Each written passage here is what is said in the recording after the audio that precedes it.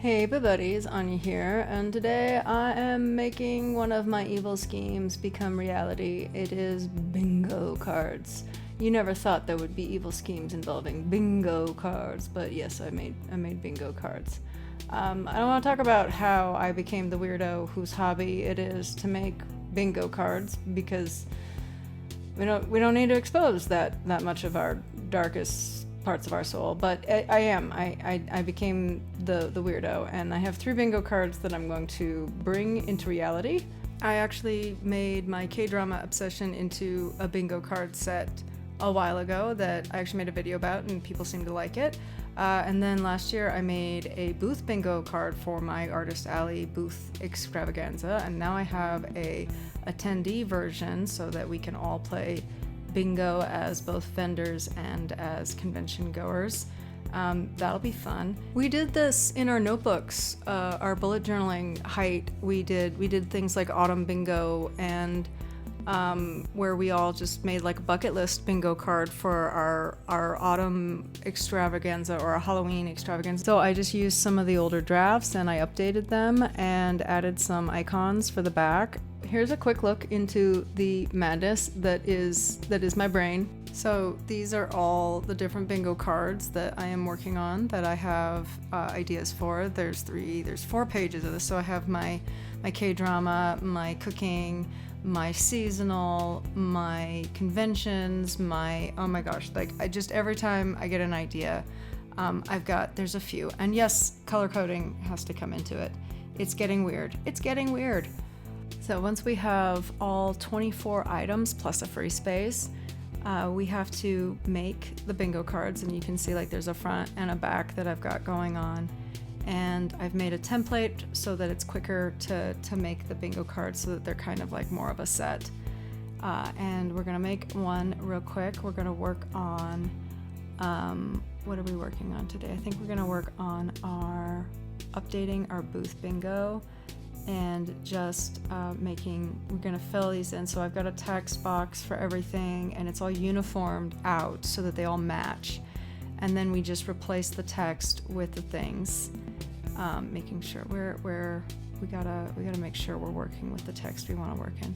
So we can use Excel to randomize where everything is going, and then we just enter it in to the template, and let's just make sure that everything is uniform to itself. As we go through. So yeah, I'm updating the booth bingo so that it can become a bingo book instead of just a singular bingo card. And this is it's super tedious and time consuming just trying to make everything nice and neat and uniform within itself and also still legible. I made the booth bingo for myself when I'm doing a tabling event as kind of partly as just kind of a way to make everything a bit more fun, because there are times where working a booth is not fun. It's retail. It's still retail. And I did that but also to keep track of things, because there's a lot of like, well, how did you do at this event this time? And how did you do at this event that time, and when did this happen? And it's kind of also became a shorthand of a way to take notes to be able to keep track of what happened at one event versus another, instead of just like keeping track of inventory and sales and money, but also to keep track of things like, well, how did this go?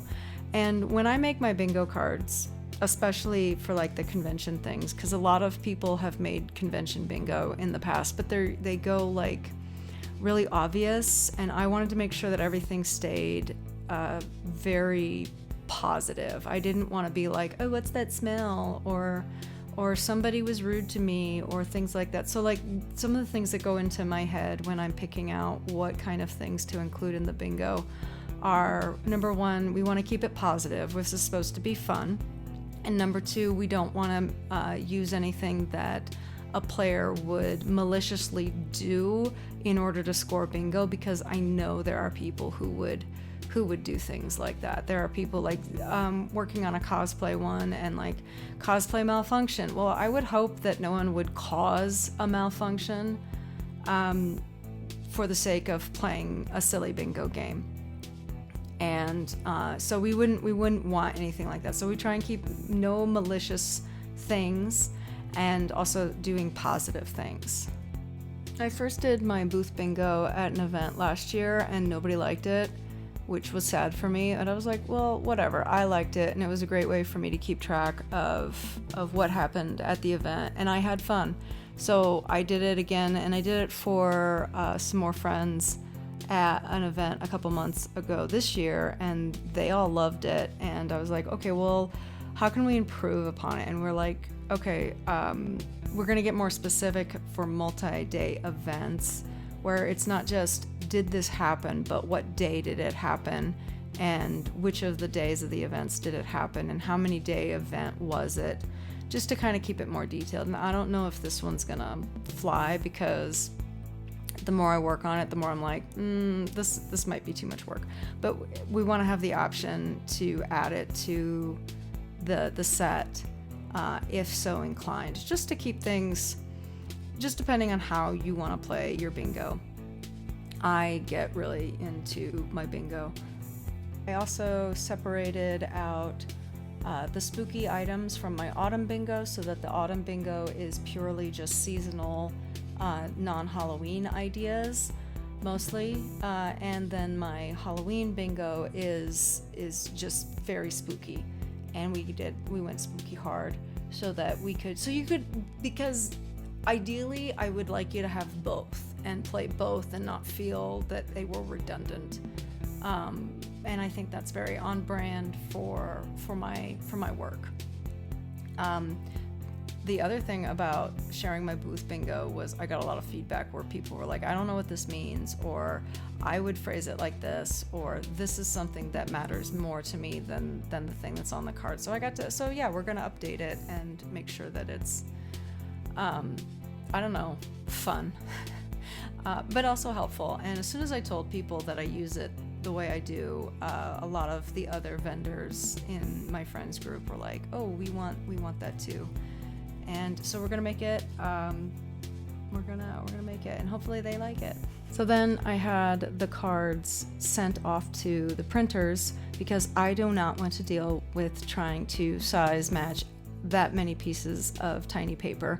And if you can pay someone to do it, I'm happy to do that, and it's pretty affordable, especially with that much black ink on the back. I don't want to deal with that much toner. But the printers actually printed them wrong. They thought they were helping. They were like, oh, we fixed this. And I was like, no, you didn't. This is printed wrong. And we went round and round a couple days of email tag back and forth, and they were like, oh, you really wanted it like that? I'm like, I really wanted it like that. I had a plan. It is my evil scheme, and it will make sense when it's all put together. And they're like, we're sorry, we thought we were helping. I was like, I understand. They're like, could you leave a note next time? And I was like, yeah, I'll leave a note next time. I don't want to do this again. But yeah, so we finally got the printers to print it the way I intended. I'll show you. Don't worry, I will show you. And now that everything is printed correctly, it's time to laminate. So I got a laminator, and I got my coffee, and we're going to get set up, and we're going to print until we doomed, or until the fumes take us. And I did this on the floor just because there was more space, but also I need a cushion because, oh my gosh. Okay, so we gotta put the things, oh my goodness, we gotta put the things in all the laminator pouches. I went with smaller pouches just because they're smaller pieces of paper, and it's like, oh, okay, well, how do we get the bang for our buck without driving ourselves insane, and also minimal waste? And the answer seemed to be, we're gonna get the 5x7 pouches. Okay, coffee is drunk. Laminator is still waiting to heat up, but all the pouches are ready. They recommend you not use the laminator longer than like 30 minutes at a time. And so I was like, okay, I'm gonna set a timer because I don't wanna zone out. I will zone out and just laminate until doom. And it does get really hot, so I have a tray on the other side of the laminator to catch them, so that when they're cooling, They don't get dirty on my messy floor because I did clean the floor before coming to work on the floor, but my floors are, I just didn't want to risk it, so putting them here. I put them in through twice just to make sure that everything is sealed really, really well. Because later we have to trim this up and we have to do more to it, and we just want to make sure that it's nice and pretty. So we're just gonna go through until we get all of the lamination done, and it stinks really bad. Okay, so now I'm going to trim this down and make them all pretty and roughly the same size. I tried to be exact, but you know what? There are some things you have to let go to the best that your brain will allow it. And yeah, so now then once it's all trimmed up, we need to cut the corners and make the corners pretty. And I went with the least rounded of the rounding punch in my puncher had to do. And okay, so now we have laminated, dry erase, reusable bingo cards. The last step is we need to add the keychain. So we need to punch a hole. Again, this is why we wanted to make sure everything was sealed nice and pretty. And we add the grommet. This is the hardest part. It was the hardest part to get the hang of. And I'm sorry, it's not very pretty. And then we add the ball chain, and the last bit we add is the tiny dry erase marker, that goes with it. So this is the mad genius evil scheme part about this. Is this is meant to clip onto your badge when you're at a convention, but you can see so it's facing upwards from that way, but it's upside down so that when it's on your badge, you can use it and read it while it's hanging on your neck. Or if you wanted to put this on a keychain, it would be easy to do. And yeah, you can just mark things off as you play with your little bingo. It's dry erase. Okay, so I need to I'll clean it. These tiny dry erase markers are actually pretty good. But yeah, that's my evil bingo, my evil badge bingo scheme all come together. So now I'm gonna package these up and add them to my booth. I hope you enjoyed my evil scheme come to fruition. I will see you in the next one, Boo Buddies.